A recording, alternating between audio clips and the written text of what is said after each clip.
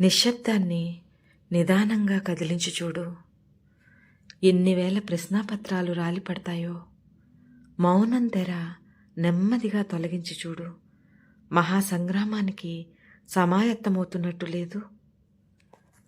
శ్రీమణి కవన సమీరానికి స్వాగతం పలుకుతూ ఈనాటి నా కవిత నేనొక నిశ్శబ్దాన్ని. నేనొక నిశ్శబ్దాన్ని, అనంతమైన ఆకాశాన్ని అనుక్షణం అన్వేషిస్తూ అవని మూలాన్ని అవలోకిస్తూ అలా శూన్యం కేసి చూస్తుంటాను. నిన్న రాత్రి రాల్చిన కలలకు రేపటి ఆశల తీరానికి దూరమెంతని ఆరా తీస్తుంటాను.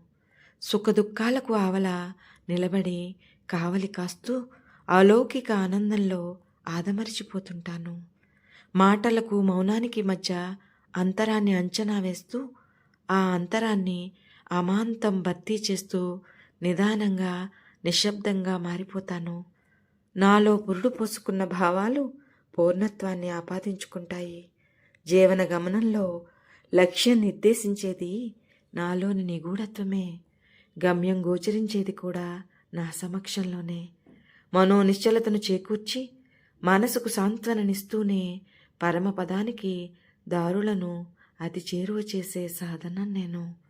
నాలో తెలియని మృదుత్వం మానవ జీవితంలో ఎన్నో జటిలమైన సంఘర్షణలకు సైతం సరైన సమాధానం. మనిషికి మనసుకు కూడా మహత్తరమైన వైద్యం అందించే ధన్వంతరిని. నిశిలా అగుపిస్తా గాని అసలైన మిసిమి నేను. అంతర్దృష్టితో అన్వేషిస్తే దేదీప్యమానంగా సాక్షాత్కరిస్తాను. నిదానంగా పరికించి చూస్తే ప్రతి మనసుకు పరిచయమే అక్కరలేని నిర్వచనాన్ని. నేనొక నిశ్శబ్దాన్ని.